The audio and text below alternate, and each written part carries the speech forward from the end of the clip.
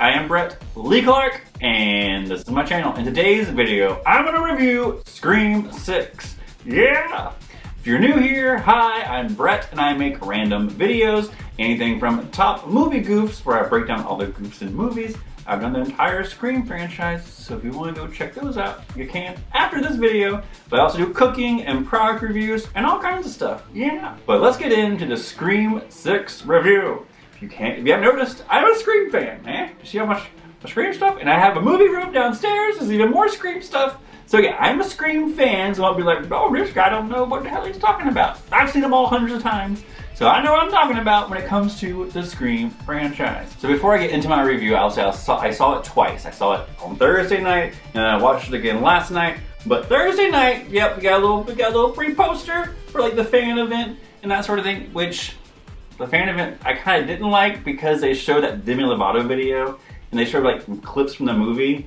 And the one thing I don't want to do before I go into a movie is like see the trailer again or like get reminded of scenes that are going to happen within the next 40 minutes of me sitting in that theater. So I hate the fact that they did that at the beginning of the movie. Maybe at the end of it they could have done it, or just not at all. Or just cut out the scenes that they're about to show in the movie. Doesn't make any sense. Why would you show us clips of the movie right before the movie? So when I watch movies, I'm very critical while I'm watching movies. I used to work in movies a long time ago, so I always like look at like different things, or like I overanalyze them as I'm watching it, which is like, that's my own personal flaw, I guess. So the second time I watch it, I like take it in as though like everyone else took it in, I guess you could say. So my second time watching it, I realized it is a lot better movie than I thought it was initially. So I'm glad I watched it twice before I did this review, because had I done the review by watching it just one time, I probably wouldn't have been very nice. But rewatching it, I'm like, oh, okay, you know what? It's not as bad as I thought it was. Alright, so let's start with the beginning. I actually enjoyed the beginning. I liked it a lot, different angle. We got Samara Weaving, she gets murdered, and then the Ghostface unmasked himself, right? And you're like, what?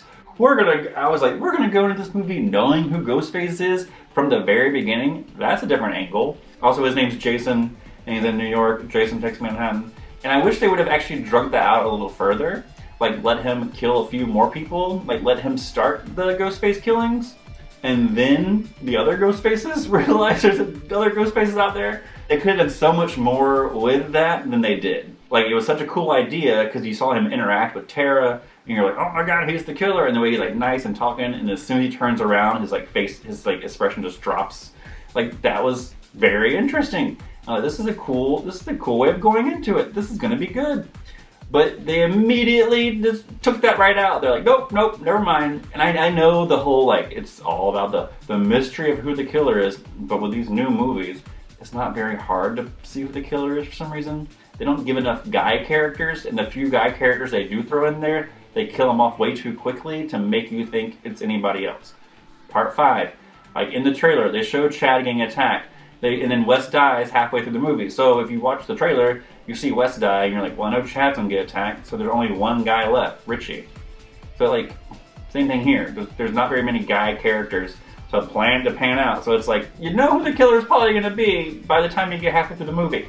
As far as Sam and Tara go, I enjoyed their characters way more in this movie, especially Sam. Tara was fine, I liked her in part 5, but Sam was not the best actress in part 5. But in this one, she like definitely renews herself. She's a lot better. You get more character development from both of them because they're not just scared the entire time. For the first 30 minutes, you get to see them having fun and laughing and being around friends. And then they get in that weird, you know, oh my god, someone's trying to kill us mode.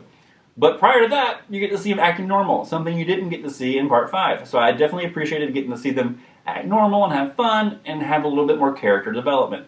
I like that. That's good. Gale's attack was really good. I liked Gale's scene. That was great. I like the fact that they mentioned Sydney a lot. Like, Gale mentioned Sydney to Sam and Tara, and then Ghostface mentioned Sydney. Like, oh, she was always the star, and you were never the lead. And then when Gale's almost dying, she's like, don't tell Sydney. So I'm glad they mentioned her more than just once, like that she was throughout the movie. They talked about Sydney. That was good. As far as Neve Campbell not being in the movie, at first I was annoyed about it, but the reason why I was annoyed when they first announced it was because they had written her into the movie. So you wrote her into the movie, and then you wouldn't give her what she wanted to be paid, so she quit, and you had to take her out of the movie. And that's what annoyed me, was that you have her in the movie and you just won't pay her what she's asking. It's been another thing. It'd been different had, you know, had they not written the script and they were like, hey, we're going to write the script. How much do you want? And she like, this much. Like, oh no, we're good. That's not, you know, that's too much. How about this? And then she says no. But you wrote her in, she asked for this, and you wouldn't give it to her, so she quit. So that was the part that annoyed me. But I kind of liked her not being there, to be honest. I do think that she does need like a break. She deserves a break. Like the character of Sydney, obviously Neve Campbell deserves to be paid, but the character also deserves a break. Like give her a little bit of time. You know, she didn't always have to show up, because what's she gonna do? Show up every time Ghostface kills somebody? Like, I don't know. Which also they could do since they want to keep focusing on the stab movies, they could do a spin-off movie called Ghostface about a whole different set of people who just, like, someone's pissed at somebody and they decide to pretend to be Ghostface to get revenge on their girlfriend or whatever, and start a whole different chain of franchises. Like, every Ghostface movie could be a different drama, but someone using the stab movie as their way of doing it. That makes sense? But anyway, one thing I did notice in the theater that I was like, that doesn't make any sense, especially coming from Mindy. Mindy said her girlfriend was like, does it bother you that you're at a party and you were attacked at a party? And Mindy's like, well, I think about lightning. Lightning doesn't strike twice usually. And it's like, wasn't Randy attacked twice? Wasn't Gale, Sydney, and Dewey attacked 5 times? Wasn't Judy attacked twice? Like, wasn't Cotton Weary attacked twice? Like, how can you say lightning doesn't strike twice when everyone around you has been attacked more than once? That was like my one Mindy problem with like what she said. Like, that doesn't make any sense. Also, why did no one ever say requel sequel? They never said requel sequel. Did they not? Did I miss that? I'm pretty sure no one ever said the words requel sequel.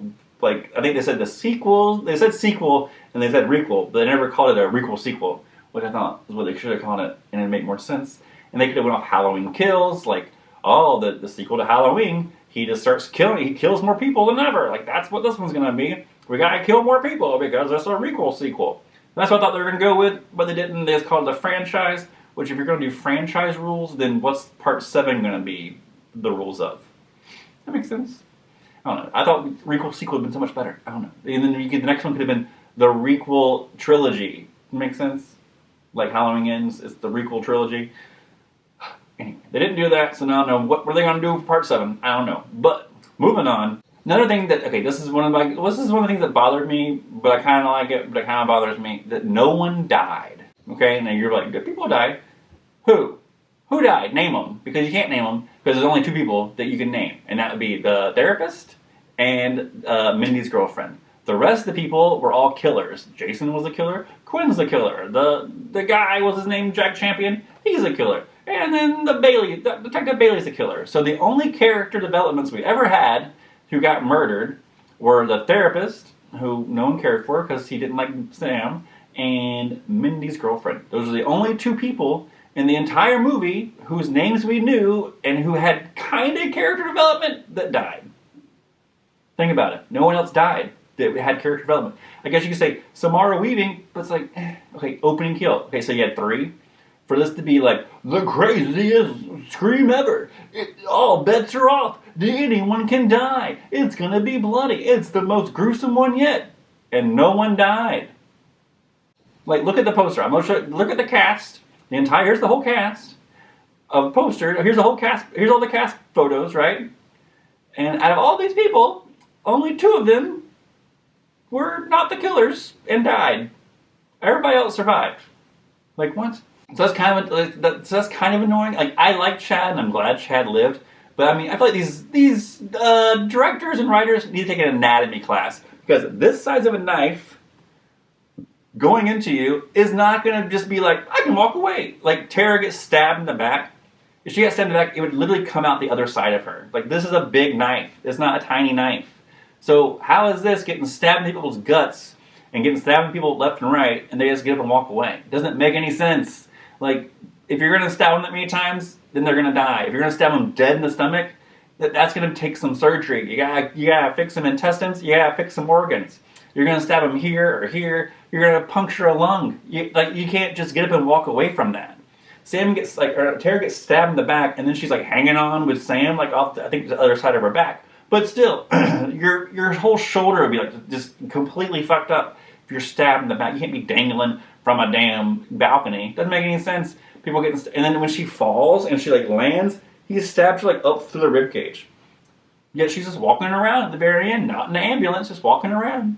Same as part 5. Gale got shot, Sydney got stabbed, Sam got stabbed. Sam got stabbed in the side and it got twisted. And she was just walking around, but Mindy and her shoulder wound get put into an ambulance. Doesn't make sense. Take some anatomy classes, people. These people would not be up walking around. Most of them would be dead. If they aren't dead, they would definitely be taking a little bit longer to recover. You hear what I'm saying? Like, there's no way. Like, doesn't make sense. It's so annoying. If you want them to live, then don't half-ass kill them. Don't have them like multiply stabbed with this knife and be like, oh, they're fine. They can walk around. They're fine. Like, what? Doesn't make. Anyway. Also, there are no cops. Like, oh, we're gonna do. A detective in the NYPD and the FBI are there, yet they have no backup whatsoever. They're like, oh, we're gonna take all these victims and go put them in this this theater as a trap for a Ghostface, but it's just us two. It's just Kirby and Bailey. No one else needed in cop world. Like, what? And then, oh, I just show up from Atlanta. I'm gonna be your sidekick who does like your phone tracing. Like, you only had 2 cops the entire movie in New York City. Okay, my next problem. My next problem is this is a direct copy of part 2. The movie ends in a theater, okay, same as part 2, and the killer is the parent of the first killer, right? Here's the problem with that. In Scream 2, Mrs. Loomis had a makeover, and she was pretending to be a reporter. She wasn't really Debbie Salt, and she wasn't really a reporter. She was just pretending. And she had a makeover. So when Sydney saw her, she said, Mrs. Loomis? And Gale said, I've seen pictures of you. Now, and she's like, well, I've had a makeover. Now, why would Gale have seen pictures of her? I know why. Because most serial killers, when they get caught, or after everything's over, there's always these backstories. They do background checks and background stuff. And they always talk about the serial killer's parents. Ted Bundy's dad has done hundreds of interviews. They always interview the parents, or at least talk about the parents, or at least talk about that killer's life.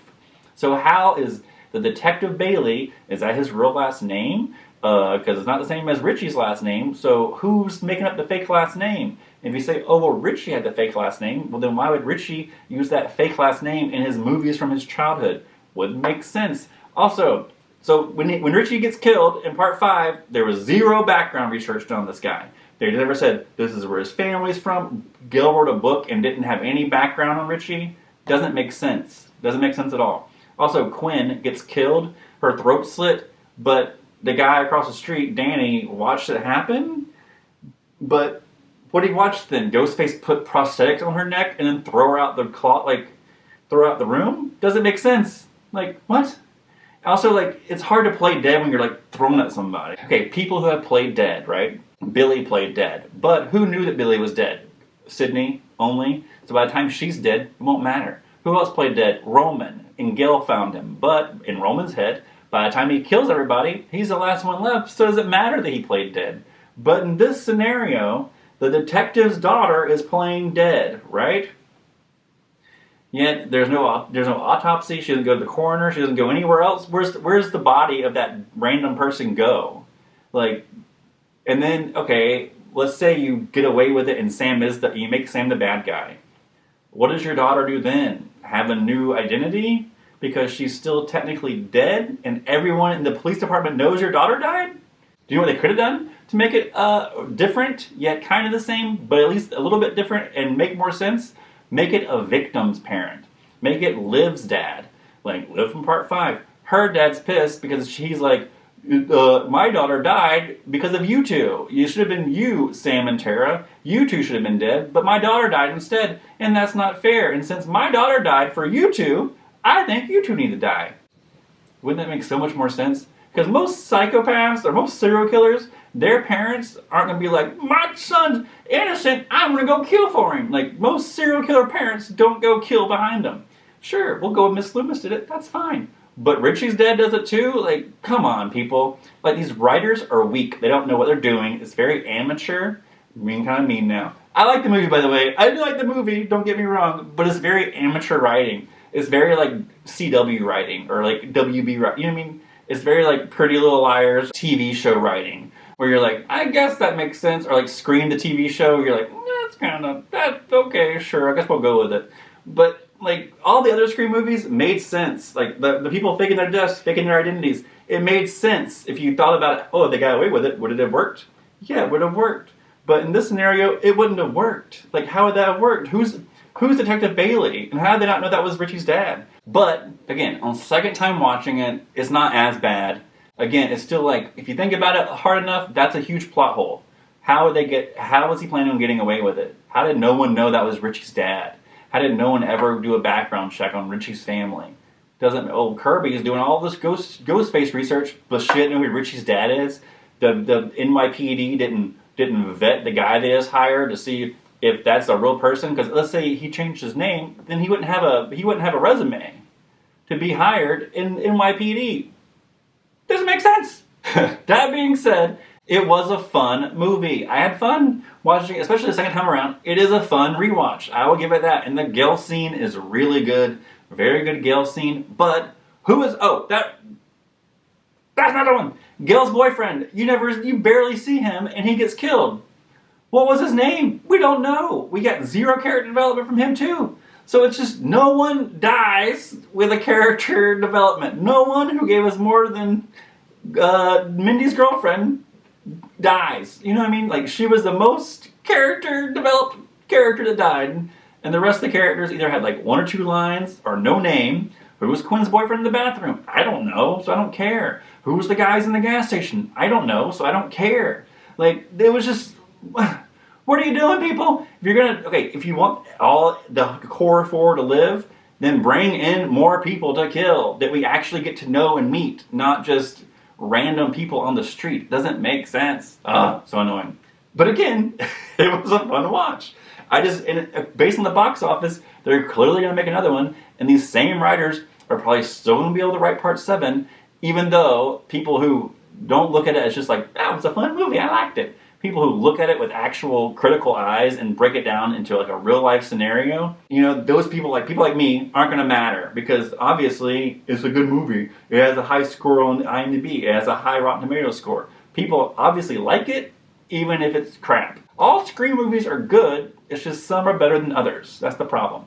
They're all good, but some are better than others. I had fun. Not going to say I didn't. I had fun.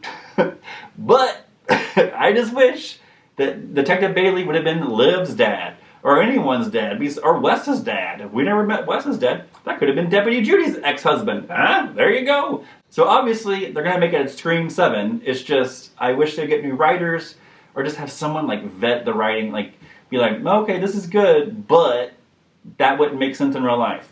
Part 5 would have been good if like Richie had talked more about stab movies and been like, I like Tori Spelling. I want Tori Spelling back as Sydney. And the only way she'll ever come back is if Sydney dies. So Sydney has to die in order for Tori Spelling to come back and play her. Like, that would have made more sense as to why they wanted Sydney there. Also, Sydney just randomly puts a tracker on her car. What if Sydney would have put a tracker on her car? Then how would they plan on getting Sydney there? You know what I mean? Also, this one, part 6, again, in all the other movies, the Ghostface puts them in their place. Like, okay, in part 1, they threw a party they knew Sydney would be at, right? In part 2, he turns on the stage music to get Sydney to come towards the theater. In part 3, Roman's birthday party. They're throwing the birthday party, which is why everyone's there. AKA, the killer is setting up the ending scene, right? In part 4, Jill leaves her computer open and says, go into Kirby's, or Kirby, whatever, which gives Sydney I need to go to Kirby's, right? But in part 5, Sydney puts a tracker on her car, but if Sydney wouldn't have done that, how are they planning on getting Sydney to the house? Like, you can't guarantee she's going to show up because Dewey died, and you can't guarantee she's going to track you guys to Stu's house. Like, and let's say she does track you to Stu's house. What if her and Gale have been sitting at Waffle House being like, oh, they're at Stu's house. Cops go to Stu Mocker's house on 261 Turner Lane.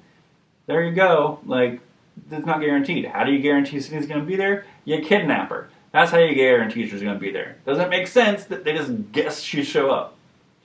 So that's like, same thing here. Like, when the ending, it looks as though the killers have staged this ending, right? The shrine, and they have Richie's videos playing. But when you watch it for the second time, it's not the killer's idea. Like, it would have been one thing if the detective said, oh, you guys should go to this theater and wait for him there. But it's not his idea. It's like Kirby and Sam's and Tara's idea. So the people who aren't even the killers somehow picked the location that the killers were planning on having Act 3. Does that make sense? That's my problem. You need to set it up to where the killers are planning on getting you somewhere, and there's no loopholes of how you can get out of getting there. Again, it's a fun movie. It's fun. It's not a bad movie by any means. I would watch it multiple times. I like it. I will watch it again and again. It's just those little loopholes that make these new Scream movies not as solid as the previous ones. And I wish the writers would just, like, I don't know, take a class on writing. I don't know, get someone else to write it. Have Kevin Williamson write it, and then have them rewrite what Kevin, I don't get how Kevin Williamson is a producer on these movies, and he's always written solid Scream movies, yet he just lets all this stuff slip by. It doesn't make any sense, even though he's a producer on the movies. Like, let Kevin Williamson write it. Have 3 writers, because 2 writers aren't working, so have 3. Alright, so that's my review of Scream 6. Man, did you guys have fun? If you want to see my goofs of Scream 6, subscribe, and once it hits streaming, I will do the goofs of Scream 6. If you want to go check out my goofs of Scream 1 through 5, those are all on my channel. I also have a bunch of other movies, goofs I've done as well, and a bunch of other random videos. But yeah, go check those out if you want. And if you want to see the Scream 6 goofs, subscribe. And when I do that video, I may do a more in-depth review as well. Also, if you do like Scream movies a lot, check out this book. It all began with a Scream. This guy, he's on Instagram. He messaged me when I did my Scream 5 review because I talked about Nancy O'Dell and how Nancy O'Dell was in Scream 2, 3, and 4. And she wasn't in 5, and that really annoyed me that she was not in 5. But he interviews Nancy O'Dell for this book. It all began with a Scream. So it does like an in-depth of all the characters, like cheerleader, all kinds of stuff is in this book. So if you want to go check it out, this isn't sponsored, just a Scream fan supporting another Scream fan and a Nancy O'Dell fan. Anyway, it all began with a Scream. It's on Amazon, you can buy it. And he's on Instagram, and his Instagram is It All Began With a Scream, I'm pretty sure. But yeah, anyway, you also can follow me on Instagram at BrettLeeClark. And yeah, I think that's all I have to say, so I hope you have a good day.